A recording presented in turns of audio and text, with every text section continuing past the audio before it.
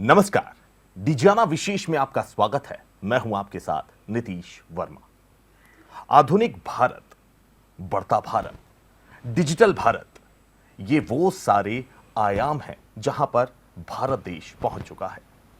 बात करें ये आयाम कैसे पाए भारत ने, तो एक डिजिटल क्रांति जो है उसका एक बहुत ही महत्वपूर्ण रोल इस पूरे आधुनिक और उभरते भारत में सामने आता है।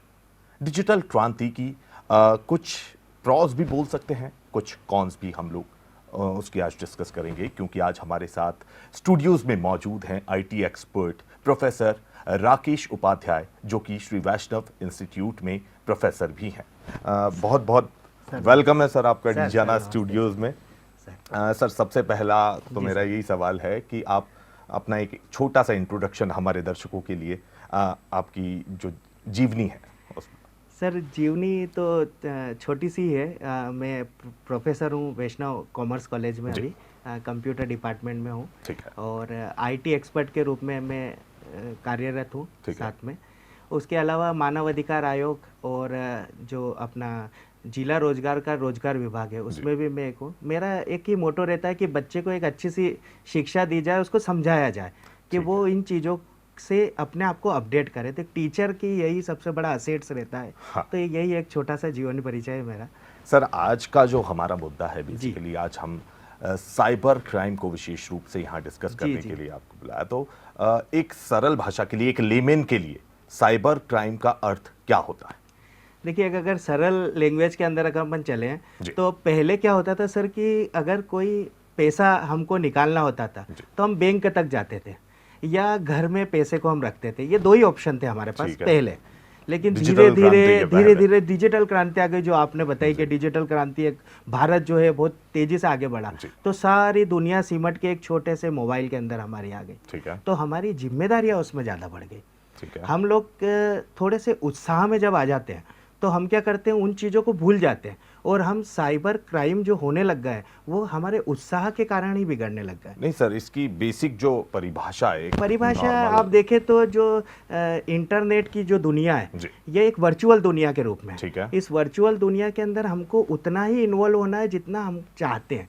इससे ज़्यादा अगर आप इन्वॉल्व होंगे तो आपके अंदर जो एक लूप होल्स है वो आपको दिखने लगेंगे वहाँ पे। तो इनसे बचाव का एक अपने को तरीके रखने पड़ेंगे। हम उतना ही इन्वॉल्व हुए जितना हम चाहते हैं। ये मेरा एक साइबर के जो क्राइम होते हैं इससे बचाव का जो ये एक ऑप्शन है, ये एक अपने को रखना पड़ेगा इसके अंदर। साइबर अटैकर्स जो होते हैं, इनकी मानसिकता क्या होती है? ये कैसे एक नॉर्मल लेमन या एक साधारण व्यक्ति को कैसे अपना निशाना बनाते हैं? इनकी मानसिकता क्या होती है जो साइबर अटैकर्स? जी, देखिए, इसको नीतीश जी मैं बताना चाहूँगा कि बहुत बार क्या होता है कि जैसे हमें कोई एक छोटा सा दर्द हो या कोई एक हमें लग गई हो कुछ चीज़ पे, हम उस दर्द को तब भूलेंगे जब हमें कोई बड़ा दर्द दिया जाए।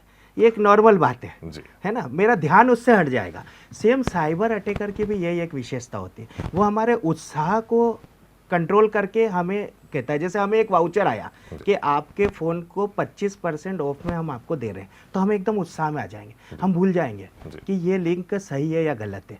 या मुझे एक मैसेज आता है कि आज रात को 9:30 बजे आपकी बिजली की कटौती हो रही है, आप मुझे तुरंत एक नंबर पे फ़ोन करें, मैं अभी आपकी बिजली जोड़ दूंगा। तो मैं भूल गया कि मैंने बिजली का बिल भरा था या मैंने, तो ये एक छोटी सी चीज़ आपको ध्यान रखनी पड़ेगी कि आप उस समय रुके, सोचे, समझे और फिर निर्णय ले। नहीं सर, बहुत सारे लोग मैंने जैसा कहा कि साइबर क्रांति जो नई पीढ़ी है वो तो समझ जाते हैं, लेकिन जो ऐसे पुरानी जनरेशंस के कुछ लोग हैं हमारे बीच में, जो हमारे वरिष्ठ लोग जो होते हैं, वो बड़ी आसानी से शिकार बन जाते हैं साइबर अटैकर्स का। उनको लुभाने का क्या तरीका होता है? क्योंकि आज की पीढ़ी तो जनरली बहुत अवेयर है। बिल्कुल सही कह रहे हैं आप। पुरानी पीढ़ी को वो अपने तरीके से करते हैं। आप एक छोटा सा एग्जांपल अगर देखेंगे तो आप अभी जो डेटा माइनिंग चल रहा है उसमें क्या होता है कि अगर हमने एक फ्रिज सर्च करा कि मुझे एक फ्रिज चाहिए गूगल या कहीं पे भी, तो आपको हर आपके सोशल मीडिया पे उस फ्रिज का एड आने एडवर्टाइजमेंट्स दिखने लगेंगे, आपके चारों तरफ वो फ्रिज घूमने लग जाएगा। तो आपकी मानसिकता ऐसी सेट हो जाएगी कि आपको सिर्फ फ्रिज ही उसमें दिखेगा।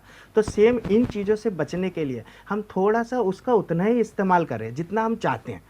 हम क्या करते हैं, ज़्यादा उसका इस्तेमाल करने लगे। और जो आप बता रहे हैं कि जो बुजुर्ग लोग हैं, जो हमारे वरिष्ठ, हाँ, इनको क्या मोबाइल चलाना उतना ही आता है ये ज़्यादा उस मोबाइल का यूज़ नहीं कर User सकते, friendly टेक्नो नहीं फ्रेंडली है। नहीं रहते हैं। तो इनको जो साइबर अटैकर्स है वो अपनी स्टाइल से निशाना बनाते हैं। मैंने बोला ना, आपके उत्साह को जो है वो अटैक के रूप में परिभाषित कर देते हैं कि आप कितने खुश हो रहे हैं, क्योंकि खुशी में आदमी सब भूल जाता है। खुशी तो हो हमको गई, तो लालच लगता है, हो गया, एक लालच का भी खुशी में ही थोड़ा। लालच होता है। तो सही हमको बात। थोड़ा सा कंट्रोल रखना है चीज़ों को लेके, ठीक कि है। हम उस चीज़ को वहाँ पे थोड़ा कंट्रोल रख के थोड़ा सोचें, समझें, किसी से पूछें, उसके बाद ही हम डिसीजन लें। एक तो ये आपने जी।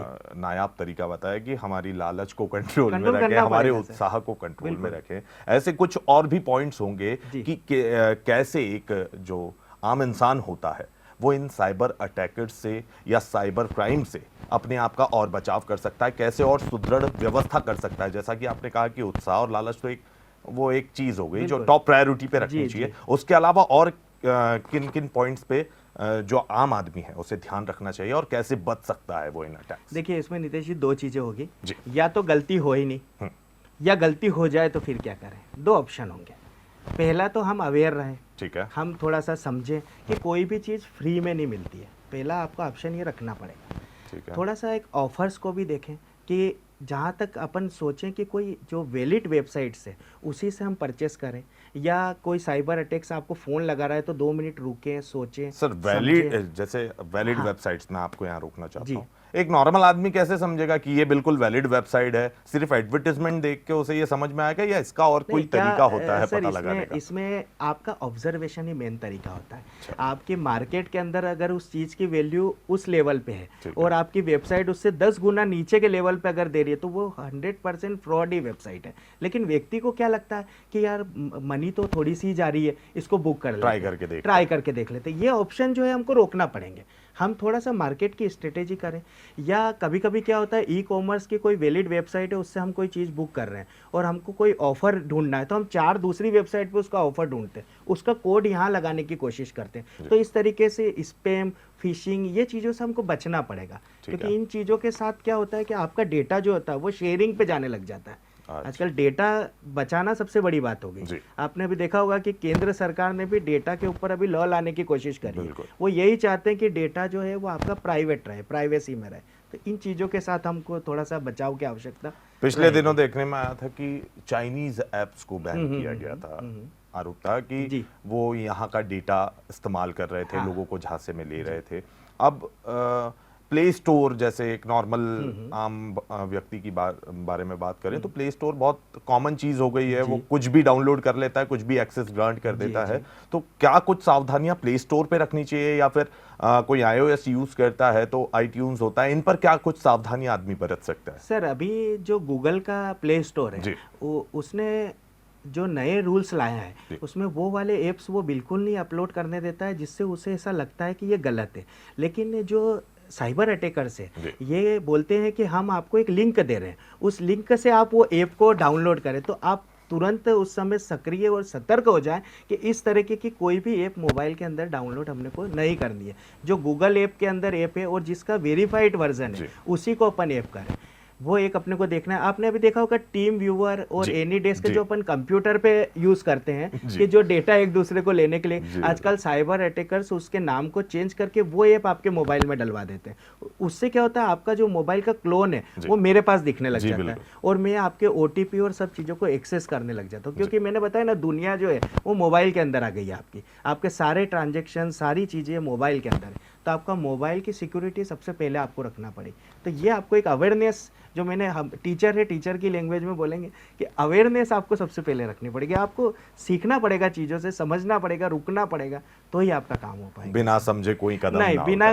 बिल्कुल कदम नहीं उठाए, 2 लोगों से पूछ ले। मेरे पास पिछले दिनों कुछ ऐसे केसेस भी सुनने में आए थे कि खुद IT एक्सपर्ट्स हैं वो, लेकिन वो खुद भी ठगी का शिकार हो गए। तमाम सावधानियां बरत ली। उन्होंने भी खूब ट्राई किया कि यार मैं कैसे इन ठगी से बच सकता हूं या ऐसा कुछ, लेकिन उसके बाद में भी वो शिकार हो जाते हैं। अब ऐसे में क्या उपाय किया जाए, तमाम सावधानियां बरतने के बाद में भी जो है अगर शिकार हो जाए तो?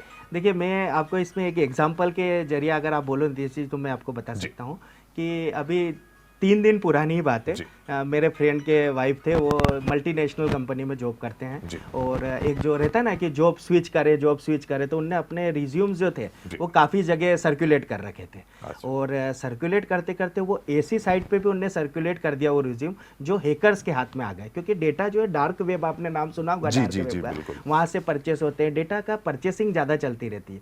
तो वो जो डेटा था वो साइबर के अटैकर के पास पहुंच चुका था। जी। वो उसने फ़ोन लगाया इनको और तुरंत फ़ोन लगा के बोला आपका रिज्यूम हमारे पास आया है, हम इतनी बड़ी मल्टीनेशनल कंपनीज में आपको जॉब दे रहे हैं। जी। तो मैंने बताया ना, उत्साह आ जाता है, एकदम खुशी आ गई कि अरे अरे कौन सा पैकेज है, क्या जी, है। जी। तो बातों बातों में उसने बोला कि आप एक काम कीजिए, हमें आपको एक ऐप दे रहे हैं, जी। उस ऐप पे आपका इंटरव्यू शेड्यूल है, तो अच्छा। आप ये ऐप डाल लीजिए। 3 दिन पहले की बात है ये, उनने वो ऐप जैसे ही डाली, ऐप डालने के बाद जैसे ही ओके किया, वो मिरर ऐप से कनेक्ट वहाँ हो गए। उसके बाद इनको बोला कि आप एक 10 रुपये का सिर्फ ट्रांजेक्शन कीजिए, जी। जिससे हम आपको रजिस्टर्ड कर पाए। वेरीफाई कर पाए। बिल्कुल। इनने बोला 10 ही रुपये क्यों? बोले वो कंपनी को आपके पैसों की कोई ज़रूरत नहीं है, आप सिर्फ एक 10 रुपये का ट्रांजेक्शन करके इसको वेरीफाइड कर दीजिए। उनने एक 10 रुपये का वेरीफाइड जैसे ही किया, उसके बाद उसने 25,000 रुपये का शेड्यूल वहाँ से सेट वहाँ किया। से ऑटो सेट हाँ, कर ओटीपी इनके पास आ ही चुका था। जी। तो वो उनकी जो लिमिट थी कार्ड की, जी। वो 25,000 नहीं थी। तो उस कारण क्या हुआ, उसने फिर 10,000 और एक 8,000, तो 18,000 रुपये का उसने शेड्यूल करके वो पैसा ट्रांसफ़र कर दिया। यही सर मेरा मकसद ही पूछने जी। का यही था कि तमाम जानकार लोग भी होते हैं, वो भी हाँ। बहुत आसानी से साइबर ठगी का शिकार हो बिल्कुल। रहे हैं। अब इससे बचने का क्या उपाय वही होना बता रहा हूँ चाहिए मैं आपको कि जानकारी? इसके आगे की मैं आपको बताता हूँ कि जब ये हो चुका था, जी। तो हमारे फ्रेंड की वाइफ थी, भाभी कहलाते हैं, उनका फ़ोन आया सर के पास, मेरे साथ कॉलेज में बैठे हुए थे। उनका फ़ोन आया कि ऐसा ऐसा हो गया है। सर ने मुझे बोला कि यार क्या करना चाहिए। जी। मैंने बोला आप रुकिए, cybersecurity.gov.in करके एक वेबसाइट जी। है, उस पर आप कंप्लेन करें। दूसरा, जो मैसेज अभी कटे हैं, जो आपके पास मैसेज आए होंगे कि 10,000 8,000 का जो ट्रांजेक्शन हुआ है, वो मैसेज आप मुझे फॉरवर्ड करें। जब वो मैसेज हमारे पास आए तो उसमें लिखा हुआ था कि ये जो 8,000 रुपये जंगली रमी करके कोई ऐप है, उसके अंदर ये ट्रांजेक्शन हुआ है, और अगर आपने ये ट्रांजेक्शन नहीं किया हो तो एक टोल फ्री नंबर उनने दिया था और एक मैसेज का नंबर दिया था ICICI बैंक ने जी। कि आप इस पर भी कंप्लेन कर सकते हैं उसकी।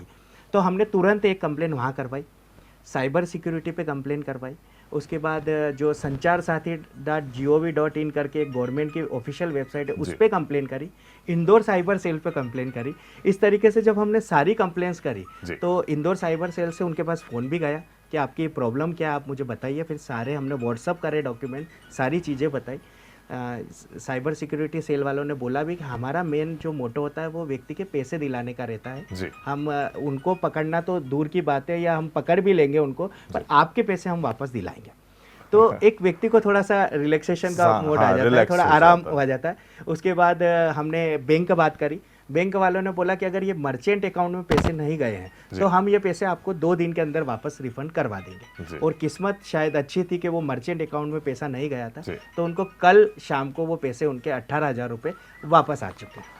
सर कई बार ऐसा जी। होता है क्योंकि आजकल के जो बच्चे जी। हैं वो भी काफ़ी ज़्यादा मोबाइल फ्रेंडली है, या यूं कहें कि जो माता पिता हैं वो आजकल वर्किंग में ज़्यादा होते हैं। पहले के ज़माने में देखा जाता था कि घर को संभालने के लिए जी, अलग, जी। आजकल मदर फादर दोनों वर्किंग होते हैं जनरली। जी। ऐसे में बच्चों को काफ़ी मोबाइल फ्रेंडली रखा जाता है, कुछ भी कराना हो तो बच्चे को मोबाइल दे दिया। अब बच्चे को लुभाने के लिए जो साइबर अटैकर्स हैं, ये बच्चों के ऊपर कैसे वो करते हैं, या बच्चे ने एक गलत लिंक पे क्लिक कर दिया, मोबाइल में जो भी है एक्सेस आ गया, ये आ गया, उसे कैसे क्लियर आउट किया जाए अगर कोई बच्चा अगर ऐसी कुछ गलती कर दे तो?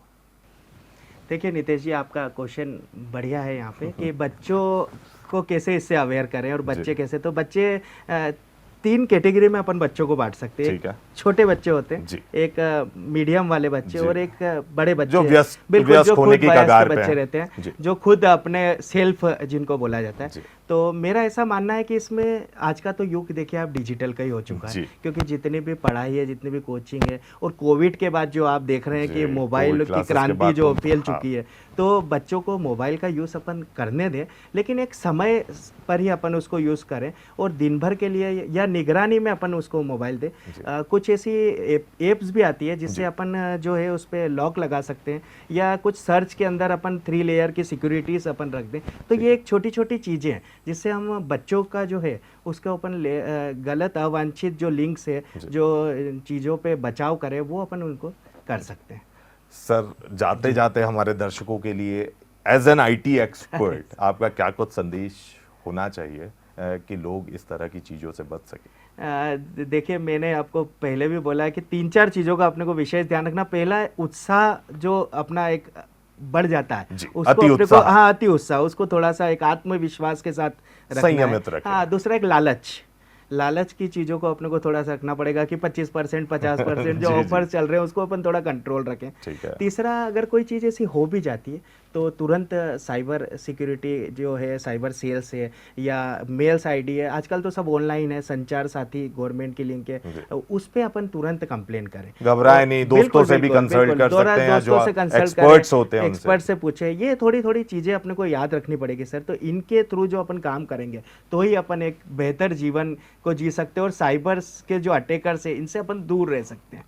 यही एक मेरा कहना है। बहुत बहुत धन्यवाद सर, आपका इतना महत्वपूर्ण ओपिनियन शेयर करने के लिए। आई होप कि हमारे जो दर्शक देख रहे हैं उन्हें काफ़ी फायदा होने वाला है ये चीज़ देखने के बाद में। डिजियाना न्यूज़ पर खबरों का सिलसिला लगातार जारी है और जारी रहेगा। फिलहाल यहाँ रुकेंगे एक छोटे से ब्रेक के लिए।